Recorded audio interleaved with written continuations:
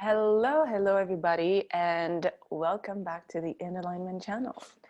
And so today I wanted to talk about inconvenience. Today is Tuesday when I'm recording this, and I got my moon cycle, I want to say on Sunday now. Sunday, sometime on Sunday. I'm lying, it was on Friday. I don't know. I can't remember when I got it. But anyways, in this past weekend. And why am I mentioning my moon cycle is because today I want to share like one of the ways that I use the feelings in my body to deal with certain aspects of myself and to then translate it in my reality and, tweak it so it can be closer to my my truth, instead of maybe things that I've picked up when I was young, or maybe things that people might have told me, and even if I didn't believe it or I don't believe them, sometimes sometimes people tell you things and they kind of just stick. It's just like a vibration that sticks onto you, and then it just acts like against you almost, And so this is what my moon cycle has brought me this month. And so basically, even the way that I got it, it was like really interesting because first of all, for me, I'm irregular.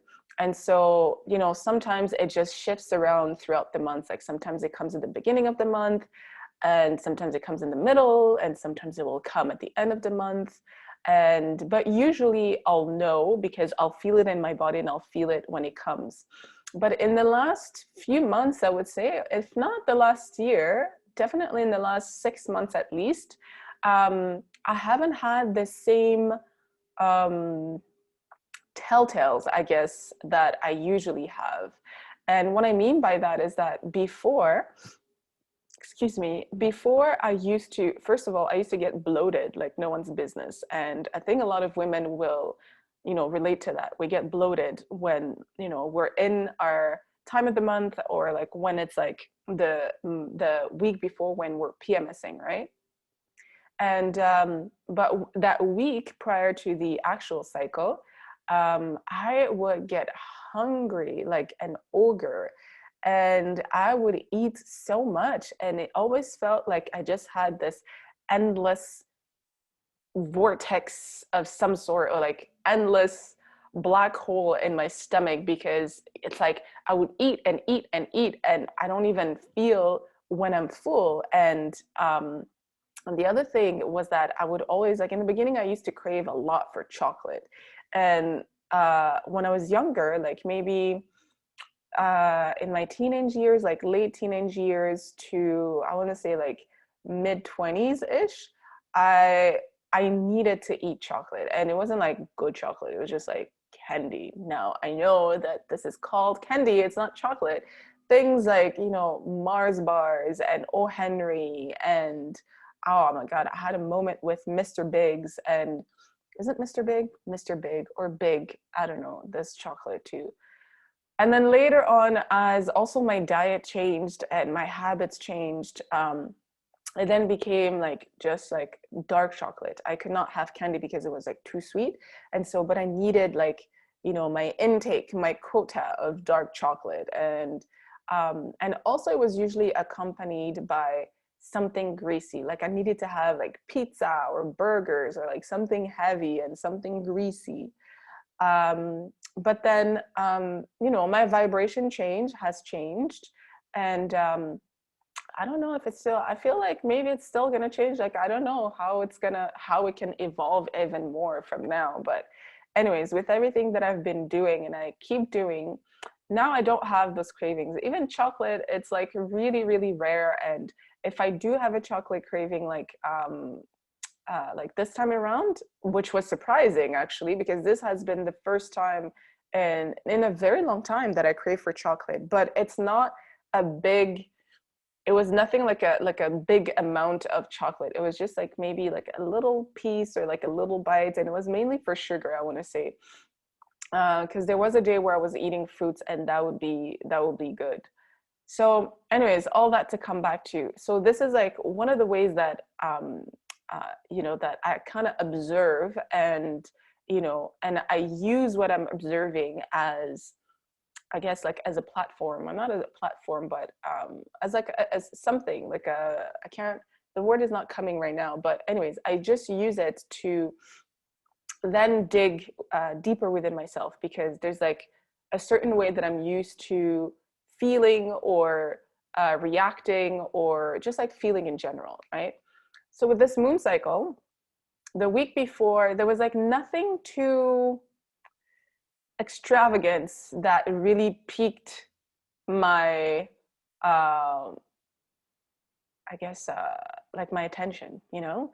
And I don't get cramps, like I really don't get cramps. And even before, when I used to have cramps, was only because um when I didn't eat all those things that I felt like my body needed. But now I don't, like I really don't get cramps. And so this time around, I also, like my stomach wasn't bloated, and so there was like nothing in particular that I could have been like, oh, I think like I'm PMSing, or I think that my moon cycle is coming.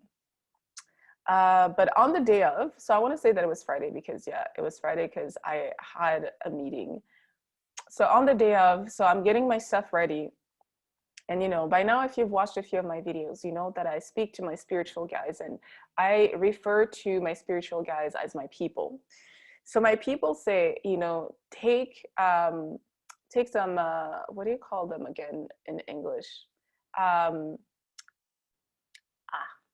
Sanitary pads, and tampons if you need, just in case. And I was like, just in case, it's not the end of the month, because in the past 3-4 months I've been having it at the end of the month, like towards, you know, the 25th or something. And I'm like, but it's not the end of the month. And they're like, just take them, just put them in your bag just in case. I'm like, you know, it's not going to cost me anything. So I put everything in my bag. And so then my plans got changed, and I ended up just like staying downtown and just enjoying the sun for some time. And then I went, and then at some point I needed to go to the bathroom. So I went to the bathroom before my next plans, and lo and behold, it was there. And I was like, huh, okay. And I was like, well, I'm not bloated. And I didn't think too much of it in the beginning. But then on Saturday, I want to say on Saturday or Sunday, maybe it was on Sunday or Saturday. I want to say on Saturday. On Saturday, I kind of felt odd, but I couldn't really put my finger on it, you know? And then I was a little bloated on Saturday. Then on Sunday, I really felt off. So I kind of took the day, you know, to just kind of take it easy, and, you know, just like be gentle with myself. And so Monday came, so yesterday, and I was just kind of, you know, kind of reflecting on the feeling, because it was still there. It wasn't as intense as Saturday and Sunday, but as Sunday really, but it was still there, you know? So yesterday I was taking the time to reflect, and I was like, what is this feeling, you know? And it felt like I was confused, you know? Because I felt like, it felt like something is blocked. Like I want to do something, but something is blocking me. I want to, and it's like, do I want to work out, or I just couldn't put my finger on what I wanted to do. And, you know, and I was like, why? And it was like very uncomfortable. And I was like, what is happening? So then once I figured out like what it was, and it felt like confusion, right? Because it's like all these things coming my way, but I can't put my finger on it. And it's like, that's like, come and go, or like go and stop, go and stop, go and stop. And it just like felt very confusing. And I was like, okay, what is it that is confusing me right now? What is it in my reality that I feel confused, right? And so, and then I started feeling like, again, this kind of like knee-jerk reaction, right? And I was like, okay, well, what is it in my reality right now that I feel that is causing me that, or that is being reflected, you know, based on this feeling? And so I was just like in my living room, and then I started looking around, and I'm like, okay, well, I have my dishes that I've been wanting to wash for like 2 days now. And not that I have a lot of dishes, because I really don't use a lot of dishes. I just had a few plates and a few bowls, and that's it. But for some reason, I knew, like, I could see myself, you know, in the past couple days, looking at the dishes and being like, I'm gonna do that later. I'm gonna do that later, you know? And then I was looking around again, and then there was like this dust in my living room, and the sun was just like perfectly reflecting the dust in my living room, and I don't like dust. And again, there was like another vision of me where in the past couple of days I noticed it, and I was like, oh yeah, I should probably, you know, pass the vacuum. I should probably vacuum it or whatever, right? I should probably clean that. And this dust is coming because I always leave my balcony open because I like the fresh air to circulate in my living room. And then there's construction going on just in front of my house. So it gets like really dusty real fast. And so, and then I was like, okay, so what is preventing me from doing that? And then the word inconvenience came, and I was like, inconvenience? And I was like, well, how is this inconvenient? And then I realized I was like waiting for, it's almost, and this is the thing, your ego is going to create an illusion of things and make up stories and make up conclusions. And it's always, most, I want to say like 99% of the time, something that came from your past, or something that someone said, or something that is outside of you, right? And so for me, it felt like an inconvenience. And then I started thinking about, like, why does this feel inconvenient to me? And I was like, because it takes time. This is what my ego is telling me. It's like, oh, because it takes time. And I'm like, okay, do you feel like you don't have the time to do these things? And obviously, when you're, you know, in a calm state and you're actually looking at the real reality, your reality, you know, you find out that no, it's not true. All these conclusions that you have are not true. And I'm like, but I do have the time. And not only do I have the time, it's not gonna take that much time for me to address all these things. And so then I continue, and I'm like, okay, well, what does it mean to you if it takes time? Do you feel like you don't have time?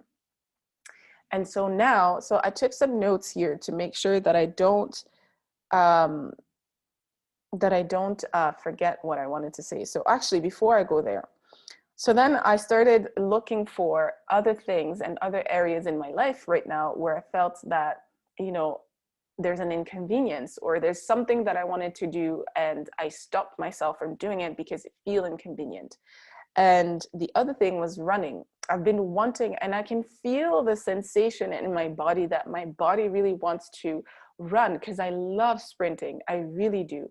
But I've been stopping myself from doing it. And, or like, it felt like there was a exterior thing. There was like a thing outside of me that is like preventing me from doing it. But obviously it's me, right?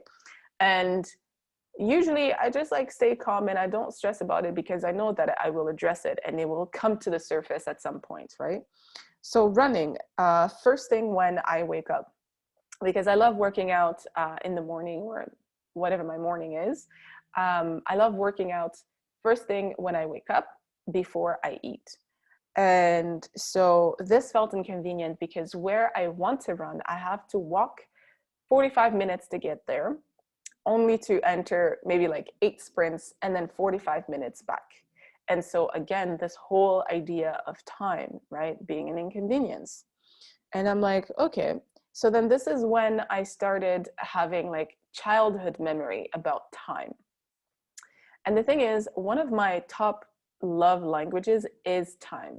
When I love someone, when I love something, when I want to express love, I give time. I take time, because to me, that's like, personally, it's one of the best things that you can do for someone, right? Making time to listen, or making time to be with someone, making time to just like play with someone, whatever it is, just like showing up for people and showing up for yourself as well, right? And so then there's like this whole thing about time that, so when I was younger, I have this thing where, you know, I don't do things half-assed. Like if I'm going to do something, I'm going to do it perfectly as I can. And I have to be satisfied with my own standards. And I just happen to have high standards. And so, well, what I perceive to be high standards, and maybe low standards for someone else, right? But for me and myself and I perceive it to be high standards. And therefore, there's this thing in the back, there's this like discrepancy in my vibration that says, if you're going to do something, you're not going to do it half-ass, and you're going to go and do all the things that might be unnecessary. And so it's going to take you time. And so if it's going to take you time, that is so inconvenient, because why would you want to do things that are unnecessary? Because the other vibration that I have is that I don't like doing things that are unnecessary. If it's not necessary, it's like, why bother? Just why bother? But again, how do you define what's necessary from unnecessary? It's all personal conclusions, right? And so these were kind of like the opposing forces that are in my vibration that were preventing me from doing the things that I actually want to do that make me feel good. And so the vision that I had was me cleaning up my bedroom. I think when I was like probably a teenager, maybe like around 11 or 12, it used to be like a whole war with my parents, with my mom especially, to clean up my bedroom, because it was like, man, if it was an artistic bedroom, okay? And the thing is, it was never dirty, because I don't like dirt. But my clothes would be all over the place, my books would be all over the place. It just felt very artistic. It was a organized chaos, as I like to say. Only for me, of course. My mom hated it. But the moment that I took the time to clean and clear my bedroom, it would be like, 6-star hotel room, okay? Because again, it's like, I don't like to do things half-assed, So then there was like that active vibration, that active conclusion that was like in my vibration. And so then it's a matter of, kind of like talking to yourself, or talking to that aspect of yourself. And for me, it was like, okay, well, if you say that these are inconveniences, well, let's take a look at what it brings us, right? So if I take the time to go and work out, right? Or to go and do those sprints, how do I feel afterwards? It always makes me feel good. And if I take the time to wash my dishes before going to bed, there's nothing that I love more than waking up and my sink is like empty. I don't know why, but I just love it. It makes me feel good. And if I clear out the dust, if I take the time to clear out the dust as soon as I see it, it takes me 2 minutes or less, right? And I'm going to feel better about myself afterwards. It makes me feel good. And it's like all these things that you have decided that are inconvenient somehow are related to things that brings me the most joy and the most fulfillment. So how exactly are they an inconvenience, right? So it's having like that type of talk with yourself, and trying to soothe yourself, and making that aspect of yourself realize that they're not an inconvenience. And if you still feel that they're an inconvenience, then what can you change so that perspective can adapt to a new vibration? And for me, for example, walking to let's say the track and field that I want to go to. So for those 45 minutes, now I don't have a phone, but when I do have a phone again, I can call someone and talk to someone until I get there. 45 minutes, just like it goes by so fast. And also in that moment, if I'm not talking to anybody, like in the meantime, whilst waiting for a new phone, it's a moment for me to connect with the divine, to connect with spirit, to connect with, to just like talk with my people. Because whenever I talk to my people, time flies by. It's like you get there, it'll be 45 minutes and you won't even realize it. So there's so many other things that I can bring in within those 45 minutes to get me to where I need to go, and do the things that I know will bring me the most joy.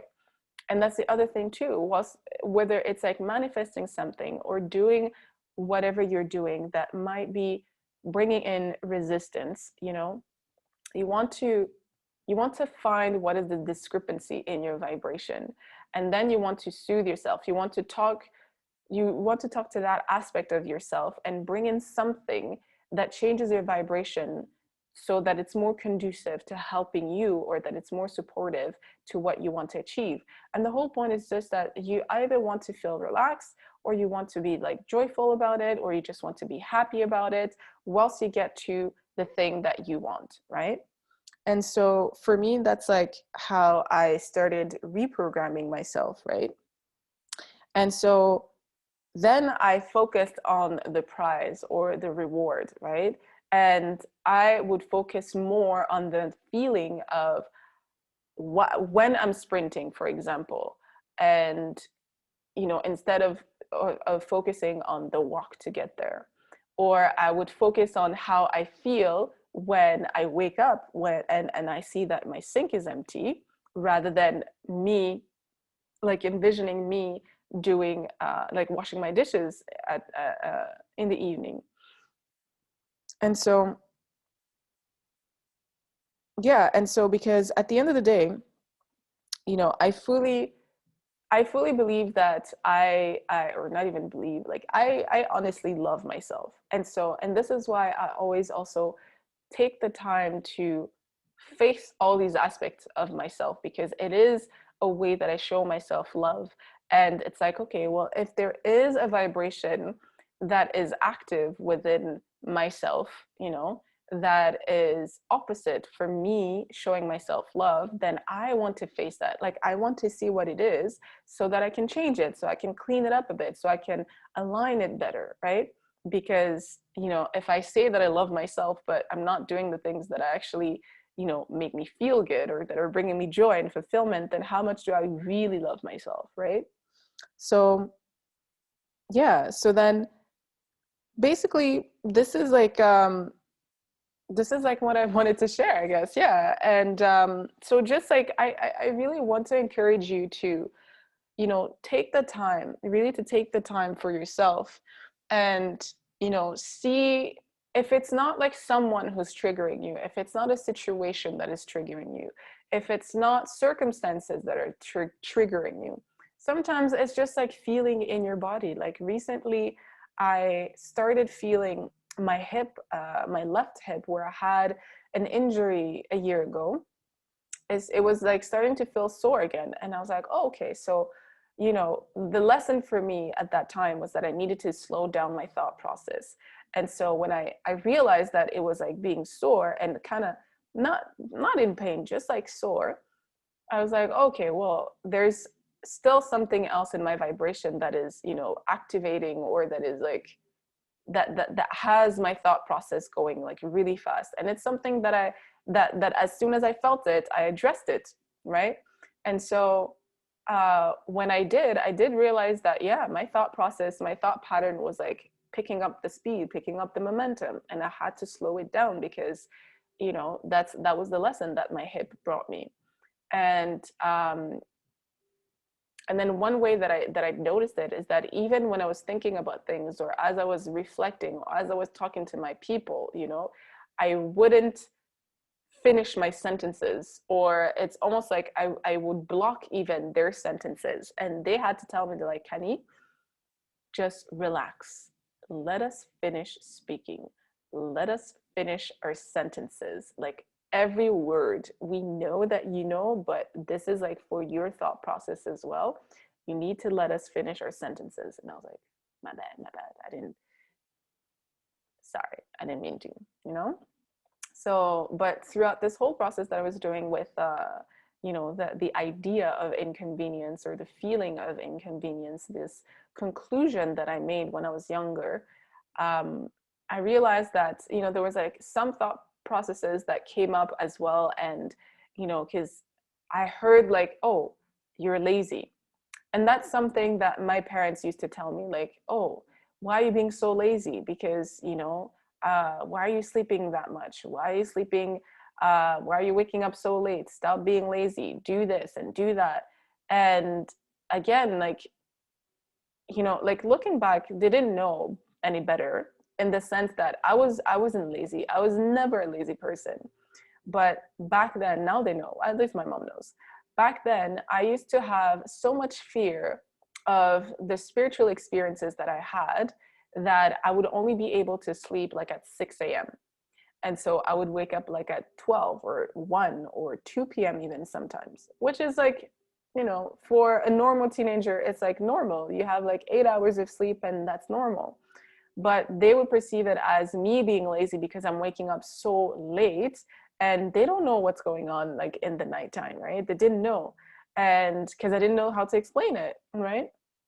And sometimes it was just like dreaming and traveling. It would take up so much energy during the night that even if I didn't have like a negative spiritual experience, um, I just didn't have any energy. And so I would start sleeping again, like around 6 a.m. and then would wake up later than everybody else. And so when I was doing this thought process, you know, um, when I was facing this aspect of myself with the idea again of inconvenience, there was like this echo that came and it's like, you're lazy, you know, you're lazy. You don't want to do this because you're lazy.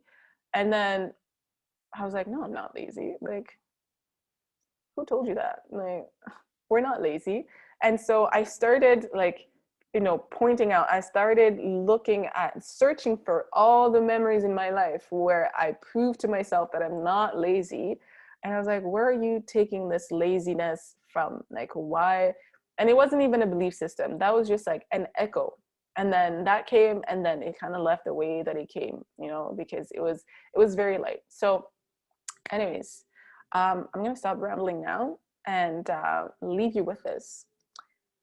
I highly, highly, highly encourage you to face different aspects of yourself, you know, especially if you have a lot of pain in your life, a lot of suffering in your life.